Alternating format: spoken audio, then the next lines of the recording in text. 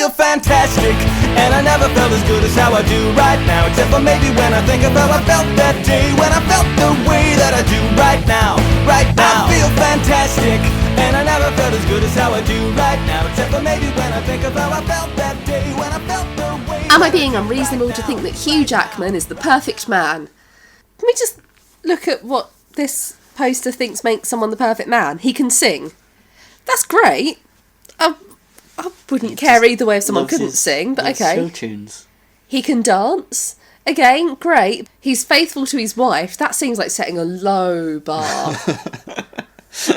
He's a father. Doesn't say he's a good father, just that he is a father. He has managed to reproduce. Yeah, so I don't know how that feeds into being the perfect man, but apparently just having a kid.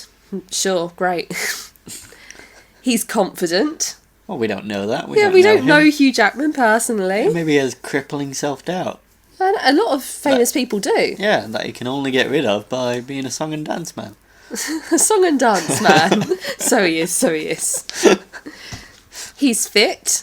I assume they mean, like, physically fit, not like a hottie. Maybe they mean he's a hottie. He's both? Yeah, sure. Is there any chance that this is Hugh Jackman trying to drum up support for his film The Greatest Showman? It sounds a lot like something that Hugh Jackman would post on Mumsnet. Am I being unreasonable? I didn't know that Hugh Jackman was like that. Well, allegedly he's confident, so why would he need to puff himself up like that? Well, maybe all of the posters on that entire thread are Hugh Jackman. What if all the posts that we've been dealing with are Hugh Jackman? Anyway, you've been listening to You Are Being Hugh Jackman. Do we want a speed round? Yes. Am I being unreasonable to love The Greatest Showman? See? He's here. He's haunting the boards like the ghost at the feast. Am I being unreasonable to love all the songs from The Greatest Showman? This is self-marketing for The Greatest Showman. It's open your eyes, sheeple. I feel fantastic, and I never felt as good as how I do right now. Buy him a goat from Oxfam. A kid like that will appreciate it. Look at the joy in his dear wee face as he gets it. I can't tell if that's sarcastic or not. Look at the joy in his dear wee face as he gets it. As he gets a photo of a goat that he'll never meet. I already have a photo of a goat, and he points to a framed photo of a goat. This is Gerald. Gerald is my goat. I used to teach English as a foreign language in Poland, and I had this student, and she was really, really sweet, but like she was too sweet to ever really stand up for herself, ever. No. It was obvious. And I was talking to her at Christmas time, and I was like, what do you do at Christmas? What sort of presents do you get? And she was like, when I was little, I really liked horses, and now every year someone gets me a painting of a horse. And I was like, every year? That's cool. Kasha, aren't you my age? I was 23 at the time, and Kasha was like, I'm older than you. And I was like, Kasha, how many paintings of horses do you have? And Kasha was like, I don't know. I was like, Kasha, why don't you just say you don't want pictures of horses? And she's like, I did, and everyone thought it was a joke. Yeah, and this is the living room, this is the bathroom, and this is the gallery of horse paintings. It's just a bed with Kasha lying in it looking really sad surrounded. Gaze upon my 28 horse paintings. Yeah. Maybe she could start doing that for this kid. Like every year, just get him a goat, get him a goat, get him a goat. Or if he's going to say, I've already got this, she should just get the same thing every year anyway. Like, yeah, no. I feel fantastic, and I never felt as good as how I do right now. Am I being unreasonable to think free family/grandparent childcare should be banned? This is a topic I keep seeing pop up, and I can see both sides, so wanted to throw it up for discussion. Reasons I agree. It's a huge and unfair financial advantage to those of us who have unpaid/free childcare over those who don't. It's basically luck of the draw over whether you get to avoid £700 to £900 full-time nursery fees per child. In every other area of life, it seems society is making it less acceptable to discriminate due to family financial status. Uni funding, blind interviews. But unpaid internships and free childcare are two big remaining issues.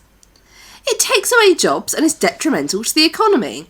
If all children currently being looked after by family were in nursery, more money would be spent, contributing to the economy, and more staff would be needed, creating jobs.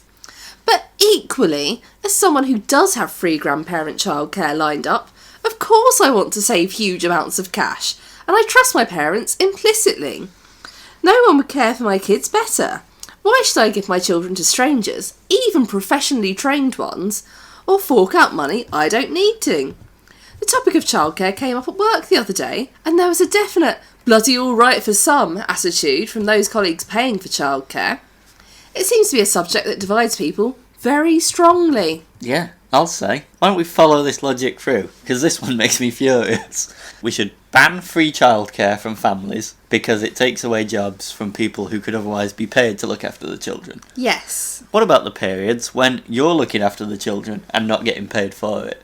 By that logic, children should be handed over to the state. No, corporations, 24/7, which we pay to raise the children. Because it creates jobs, it contributes to the economy, and it doesn't mean that labour is being done for free. God forbid. Heaven forbid. Yeah, let's just pay corporations to look after our children all the time, from birth onwards. Because that's the logical endpoint of your discussion. If no one should be doing anything for free, then yeah, we'll pay Coca-Cola to raise the kids. Who got your kids? Oh, I sold mine to McDonald's. Not sold, because you don't get the money, you're paying for it. Yeah. Oh, I'm paying McDonald's to raise my children. Oh, that's good. I'm paying Jacobs, the ones who make the crackers. Oh, that's local. I like it. British baby farms for British babies. Yeah, support your local British baby farms. I don't know. Are you really so blinkered by capitalism that you would rather everyone pay a company to take care of their kids than for any semblance of community to come together to raise children?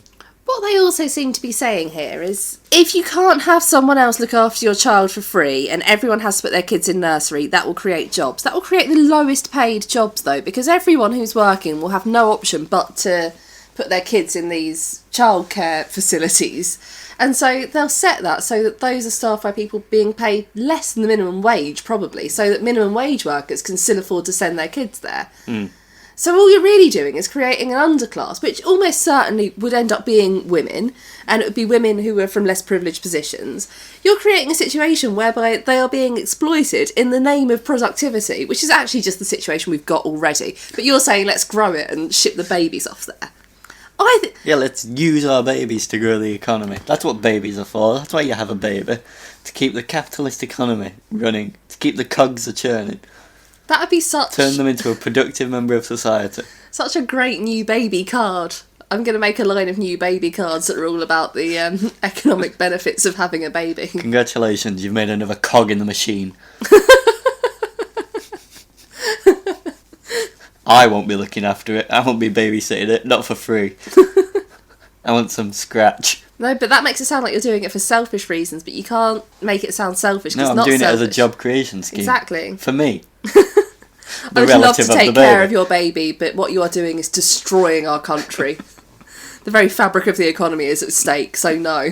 And yeah, I think the OP says, what about stay-at-home parents? Someone says, what about stay-at-home parents? That's a good point. So if you're like, no, I don't want to send my kid to the baby farm, and I wouldn't have a job that would make it worth me doing this anyway, and also the baby farm sounds horrible, I think I'm just going to stay at home with my baby. What happens then? Do they come and take you away and force you to work at the baby farm? They're like, if you want to hang out with your baby so much, you can go and be a Coca-Cola baby care worker and your baby can be in the Coca-Cola baby care scheme. Yeah, you can but get also paid. You have to pay your employer. That's just slavery, where you have to pay your employer back for the opportunity to work to look after your baby at the Coca-Cola baby farm. I love this thread. It's baffling. It's an even worse take than that woman who wanted kids to have 4 hours of allocated annual leave from school each year because of the economy. Yeah, kids should not be part of the capital. None of us should be part of the capitalist economy, but least of all the kids. It doesn't take a village to raise a child, it takes a corporation. I feel fantastic, and I never felt as good as how I do right now. Am I being unreasonable? Postman trying to open my front door. Postman just tried to open my front door when an item wouldn't fit in the letterbox. He hadn't even knocked. I could see this happening from inside and I opened the door. I asked him if he was trying to open my door and he said he was only going to leave the item inside the door.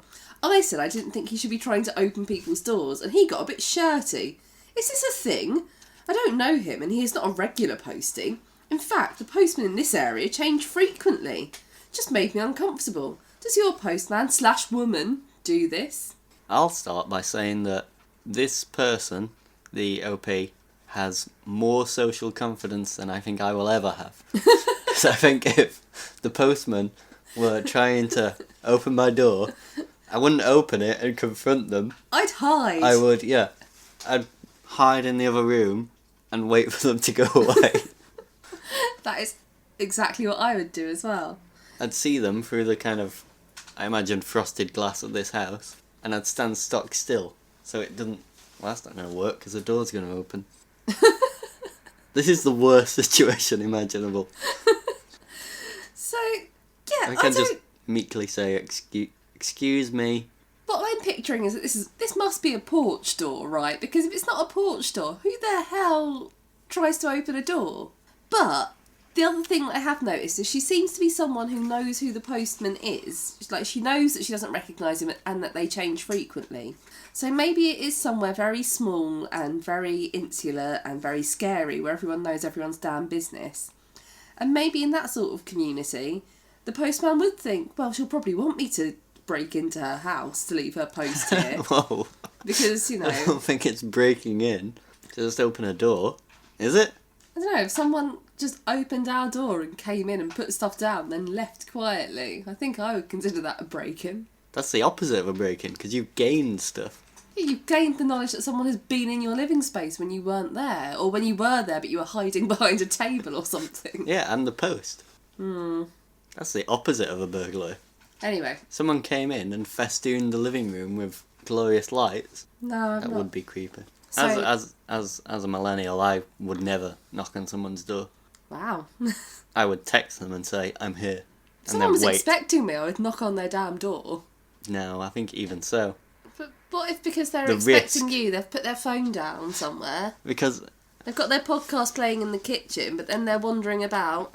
because of the aforementioned social anxiety, I think whenever I go to someone's house, no matter how many times I've been there, there's always the lingering fear that I'm actually at the wrong house. And I'm knocking on the wrong door. And the person who opens the door won't be my friend. It'll be someone else.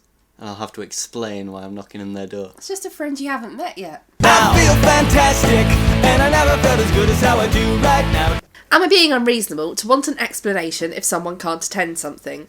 Or is I can't come a complete sentence? It is a complete sentence, but it's not a nice way to say that you're not going to something. No.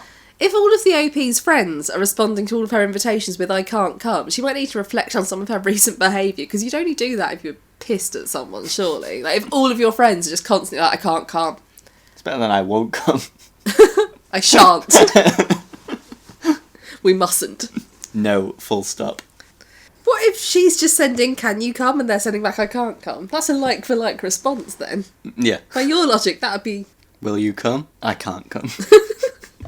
I don't Imagine know. if you got a phone call from a friend and it's just, will you come? Be like, what the hell?